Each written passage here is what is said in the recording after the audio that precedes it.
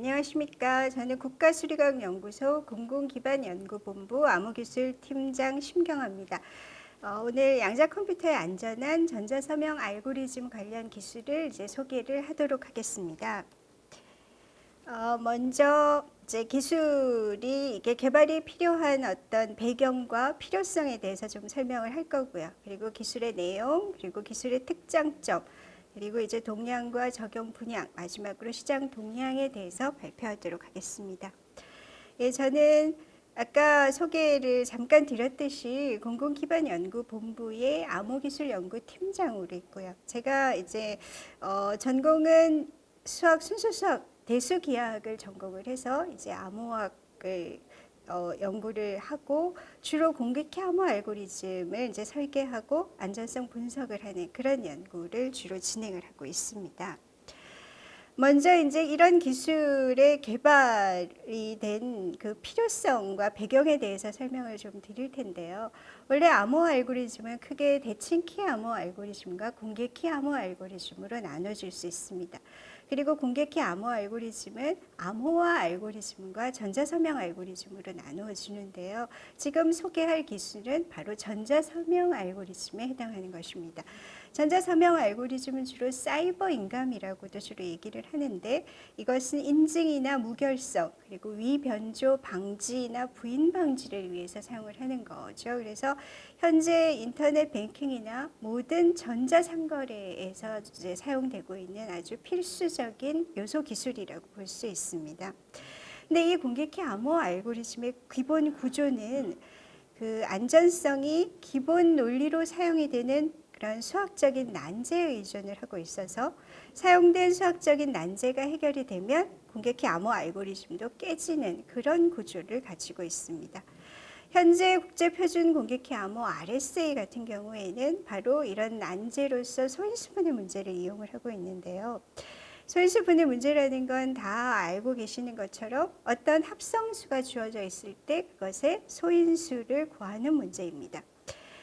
그래서 이 소인수분해 문제를 이용한 이 RSA를 우리가 수십 년 전부터 계속 사용을 해오고 있는데요. 이것을 공격하려는 사람들은 이 소인수 분해 문제를 어떻게 효율적으로 해결하고자 하느냐, 그런 문제를 연구를 하고 있는데요. 사실 이런 연구나 공격이 방법들이 점점 진화가 되고 있습니다. 그래서 공격이 나올 때마다 그 공격을 대응하기 위해서 키의 길이, 합성수의 길이를 2배씩 늘려서 사용을 하면서 공격을 대응을 하고 있었고, 앞으로도 계속 그렇게 대응을 하면서 오랫동안 사용을 할 것이라고 예상이 되어 왔습니다. 그런데 1995년에 슈어라는 사람이 어떤 라지 스케일의 양자 컴퓨터가 개발이 완료되면 이 소인수분해 문제나 이산대수 문제 같은 수학적 난제가 당식 시간 안에 해결이 된다라는 양자 알고리즘을 제안을 하게 됩니다. 그래서 이 얘기는 무슨 얘기냐면 어떤 그 라지 적정한 크기의 양자 컴퓨터가 개발이 완료가 되면 우리가 현재 사용하고 있는 공개키 암호가 안전성이 모두 붕괴가 돼서 사용할 수가 없게 된다는 거죠. 그 대표적인 예가 우리가 지금 국제표준 공개키 암호로 쓰고 있는 RSA하고 그리고 타원곡선 암호라고 얘기하는 ECDSA가 해당이 되는데요. 이런 것들이 모두 실시간 안에 해독이 돼서 사용할 수가 없게 된다는 거죠. 그렇게 되면 사이버 공간에서의 그런 안전성이 붕괴가 되니까 굉장한 혼란을 야기할 수 있다는 거죠. 근데 이 당시에는 사실상 이것이 크게 주목받지는 못했습니다. 왜냐하면 그때는 양자 컴퓨터가 현실화될 거라고 생각하지 않았기 때문인데요. 근데 이제는 수년 전부터 모든 IBM이나 구글 같은 데서 양자 컴퓨터 개발을 도입을 했고 지금도 계속 개발이 진행 중에 있는 상황이죠. 그래서 오른쪽 그림은 양자 컴퓨터 개발 경쟁 어디까지 양자 컴퓨터가 어디까지 왔느냐를 좀 보여주는 상황인데 지금 그 구글에서는 54큐빗의 양자 컴퓨터가 개발이 됐고 그리고 올해 IBM은 양자 컴퓨터 이글 이게 큐빗이 127큐빗인데 개발을 완료했다고 보도가 났고 그리고 IBM 같은 경우에는 2030년도에 100만 큐빗을 달성하겠다라고 예고를 하고 있습니다. 이 얘기는 이제 IBM이 봤을 때 2030년 정도면 이제 양자 컴퓨터 시대가 열릴 거라고 전망을 하고 있는 거죠. 그리고 이제 슈어 알고리즘 외에 어떤 이런 공개키 암호나 아까 대칭키 암호도 있다고 얘기를 했었는데 거기에 영향을 주는 양자 알고리즘은 그로버 알고리즘이라는 게 있습니다. 이것은 이제 검색 문제의 복잡도를 이제 반으로 줄이는 그런 어떤 이제 영향력을 끼치게 되는 거죠. 그래서 여기에 대응을 하기 위해서는 대칭키 암호나 해시 함수나 이런 것들의 키 길이를 2배로 늘려주면 그로버 알고리즘은 대응을 할 수가 있습니다. 그렇지만 아까 얘기했던 슈어 알고리즘 같은 경우에는 이제 공개키 암호는 이게 당식 시간 안에 그냥 깨지기 때문에 대응할 수 있는 방법이 없고 양자 컴퓨터의 안전한 공개키 암호로 대체를 할 수밖에 없게 되는 거죠. 그래서 이제 이런 양자 컴퓨터의 출현이 현재 사용하고 있는 공개키 암호화를 모든 알고리즘을 무력화시킨다라는 사실이 이제 밝혀졌기 때문에 이런 양자 컴퓨터의 공격에 안전한 대안이 필요하다라는 거고, 그 대안이 바로 우리가 양자 내성 암호라고 부르는 건데, 양자 내성 암호의 정의는 현재 컴퓨터 그리고 양자 컴퓨터를 이용한 모든 공격에 안전한 그런 공개키 암호를 이제 지칭하는 것입니다. 그래서 이 양자 내성 암호는 소프트웨어 기반으로 이제 암호화나 전자서명 키분배 기능을 모두 제공하는 그런 암호 알고리즘이라고 이제 말할 수 있습니다. 그러면 양자 컴퓨터의 안전한 수학적 난제에 기반한 그런 전자서명 알고리즘을 개발하고자 하는 것이 목적인데, 양자 컴퓨터가 효율적으로 풀 수 없는 난제를 이용을 해야지 안전성을 보장할 수가 있겠죠. 왜냐하면 아까 소인수분해 문제나 이산대수 문제는 양자 알고리즘에서 완전히 실시간 안에 풀린다고 했기 때문에, 그래서 이제 여기 오른쪽의 그림에서처럼 이 BQP라는 이 카테고리가 바로 양자 컴퓨터가 효율적으로 풀어줄 수 있는 문제들의 집합입니다.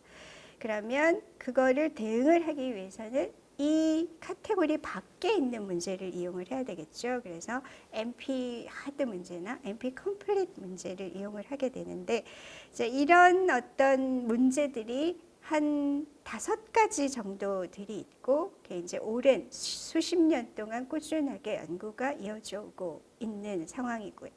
그래서 우리가 소개할 기술이 이용한 수학적 난제는 이제 그 중에 다변수 2차식의 시스템을 해를 구하는 문제가 어렵다는 것을 이용을 하고 있습니다.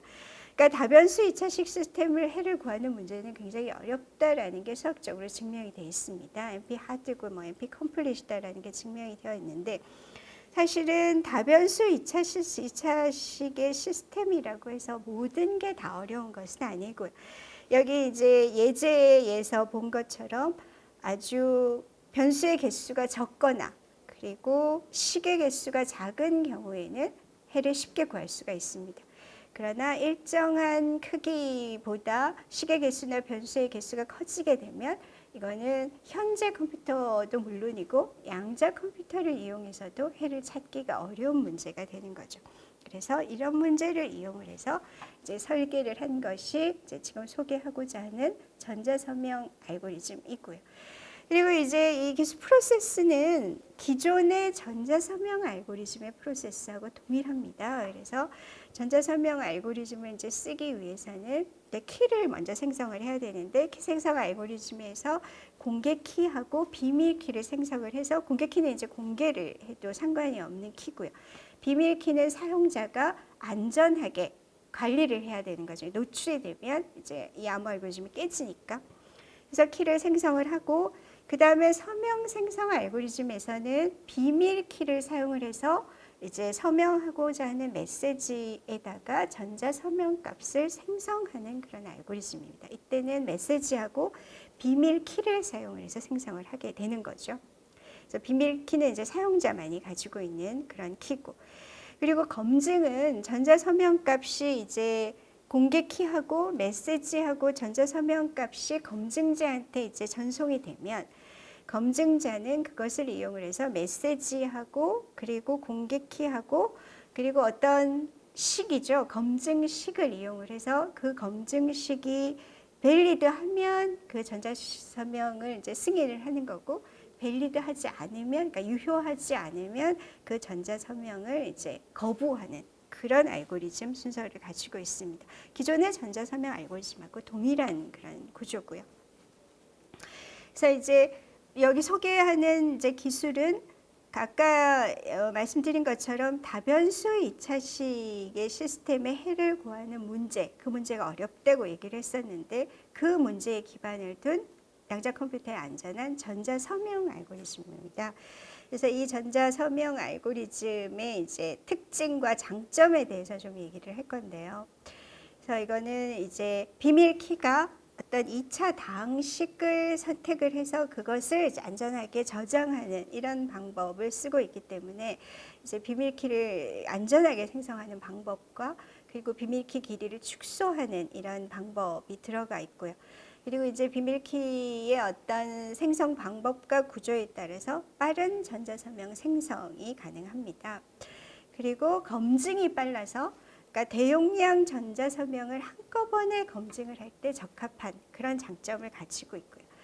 그리고 이제 이 전자서명을 생성을 할 때 사실상 이제 어떤 방법론을 쓰냐면 그 선형 시스템의 해를 구하는 방법을 쓰게 되는데 이제 이때 그 행렬, 그 선형 시스템의 그 코에피션트로 이루어지는 행렬의 크기가 크면 사실은 속도가 느려집니다. 그래서 그 가우스 소구법을 일반적으로 썼을 때 행렬의 크기가 k일 때 k 3승의 복잡도를 일반적으로 이제 주는데 우리가 제안한 방법은 어떤 블록 부분 행렬을 이용을 해서 해를 아주 빠르게 계산하는 방법으로 복잡도를 2분의 k 3승으로 이제 향상을 시켰다라는 장점이 있습니다.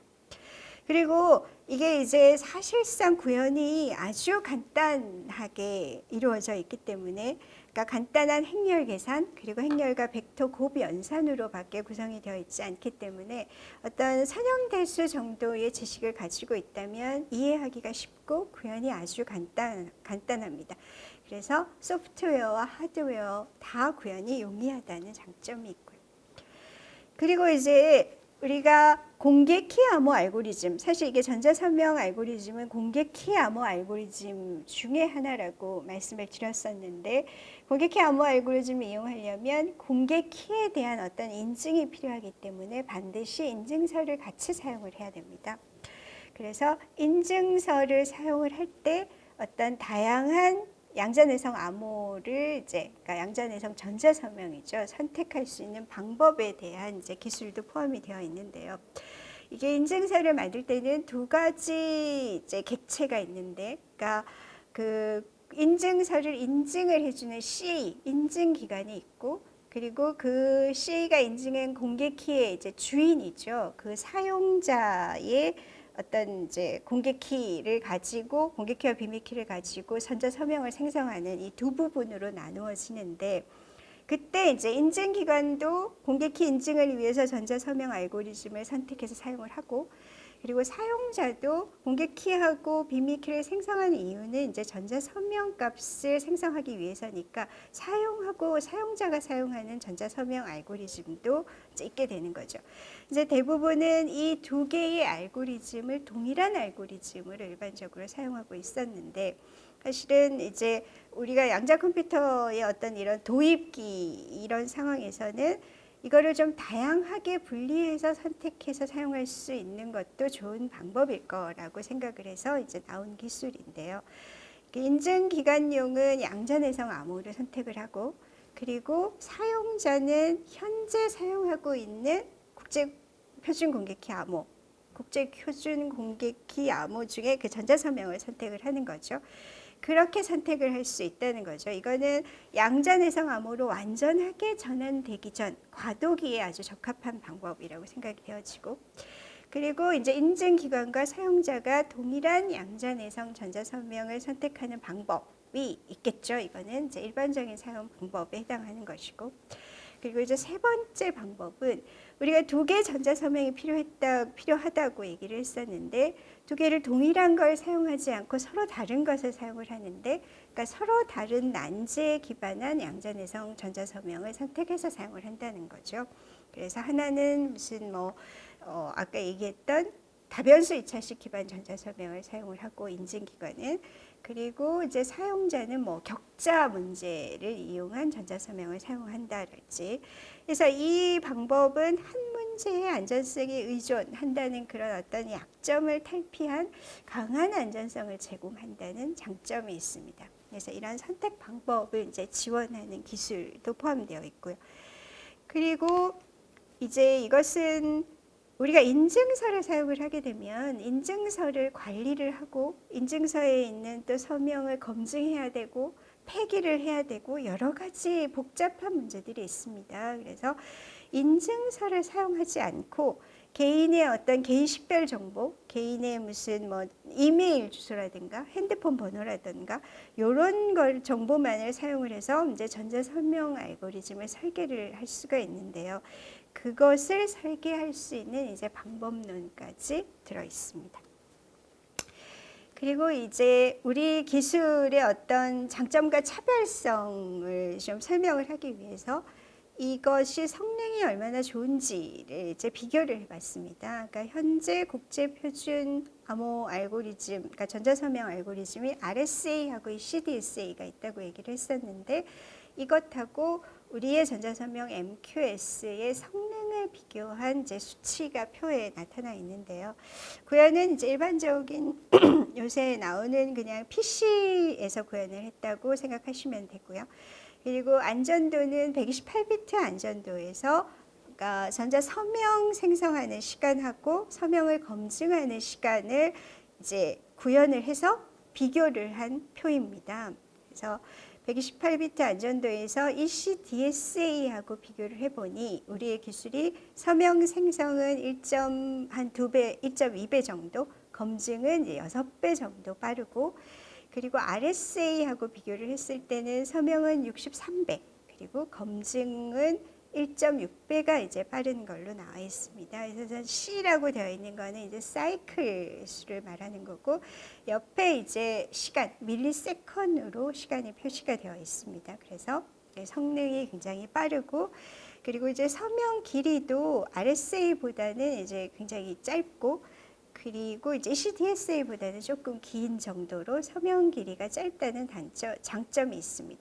사실 다른 어떤 문제에 기반한 전자서명 알고리즘 서명이 다 킬로바이트 단위가 넘어갑니다. 그래서 서명 길이에서는 굉장히 큰 장점을 가지고 있다라는 것이고요.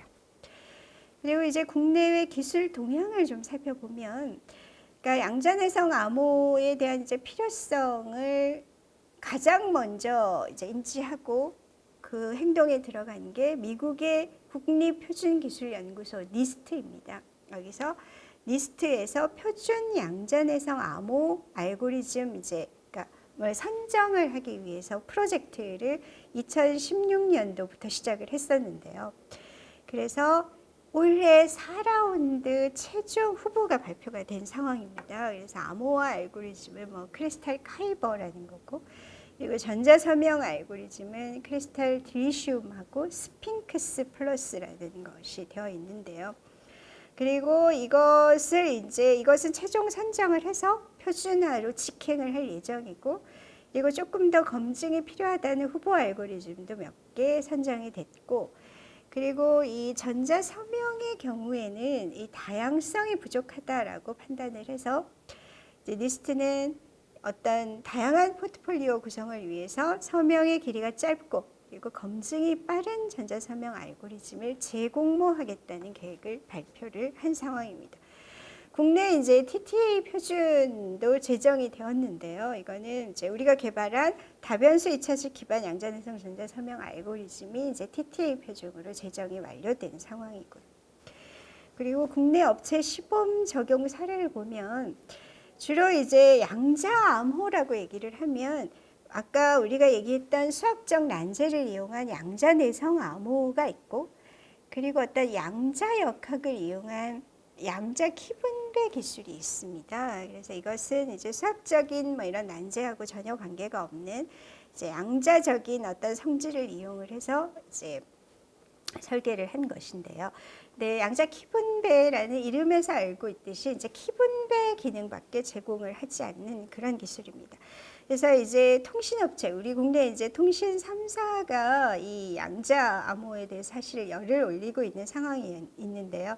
SKT가 이 양자 키분배, 그러니까 QKD라고 얘기를 하는데 이거를 시범 적용을 하고 있고, 그리고 이제 LG U+하고 키사가 주관을 LG U+하고 그리고 키사가 주관해서 뭐 인카 인터넷의 N프로텍트 그리고 NSHC의 N필터 그리고 이스트 시큐리티의 미스트의 양자내성 암호화 알고리즘을 시범 적용한 사례가 있습니다. 아직 전자설명은 이제 아직까지 시범 적용을 하지 않은 상황에 있고요.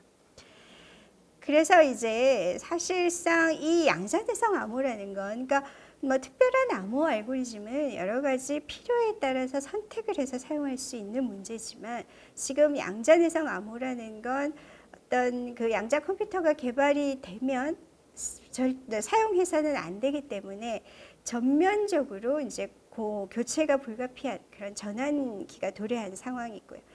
그래서 이런 기술, 선도 기술의 적용을 통해서 이제 시장 선점과 시장의 성장을 유도할 수 있는 그런 어떤 좋은 기회가 될 수 있다고 보고, 그리고 이런 어떤 민간 분야에서의 이런 사용, 그러니까 활성화가 이제 전 분야에, 그러니까 공공 분야를 포함을 해서 다 양자 내성 암호로 이제 교체되어야 한다는 그런 사실이기 때문에 뭐 전환 시기나 방법, 절차에 대한 어떤 국가 정책적인 결정을 유도도 할 수가 있는 거고요.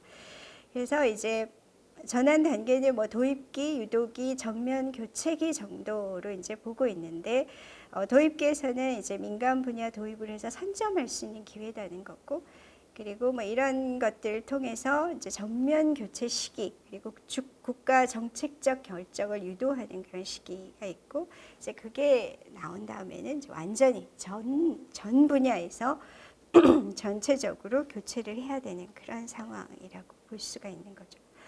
그리고 이제 적용 분야는 사실 기존 국제표준 전자서명 알고리즘을 사용하던 모든 분야에서 적용이 됩니다. 왜냐하면 전부 양자내성 암호로 교체가 되어야 하는 것이기 때문에. 그래서 뭐 인터넷 뱅킹이나 상거래용 이제 공동 인증서, 이게 사설 인증서로 바뀌었죠. 뭐 이런 거. 그리고 간편 인증, 그리고 뭐 파이도, 그러니까 생체 인증과 결합한 투팩터 인증에서도 되고, 그리고 이제 블록체인에서도 전자서명 ECDSA를 쓰고 있는데 이것도 대체를 해야 되겠죠. 그래서 양자내성 블록체인에 이제 설계가 가능하고, 그리고 검증이 빨라서 대용량 전자서명 고속 검증이 가능을 해서 블록체인 속도를 이제 올리는데도 효과가 있다고 보고, 그 다음에 뭐 네트워크 보안이니 클라우드 보안이니 IoT 보안 이런 데 다 적용이 됩니다.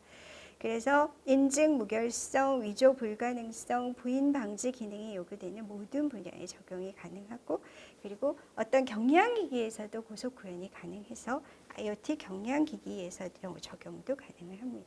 시장 동향은 뭐 양자 암호 시장, 전자 서명 시장, 전자 문서 시장이 이제 여기에서 보시는 것처럼 굉장히 이제 증가를 해서 그러니까 성장할 거라는 이제 전망이 지배적이기 때문에 이제 기술을 사용하는 데는 문제가 없을 거라고 생각이 되었습니다. 그래서 관련해서 이제 설명한 것들을 포함한 이제 지적 해석권 현황이고요. 그래서 이거는 전자서명 알고리즘 자체에 관련된 기술이 두 가지가 있고, 그리고 아까 고속화에 관련된 기술, 그리고 전자서명 알고리즘을 여러 가지 방법으로 선택할 수 있는 것에 대한 제 기술까지 포함이 되어 있습니다. 예, 설명은 여기까지고요. 예, 여기까지 들어주셔서 감사합니다.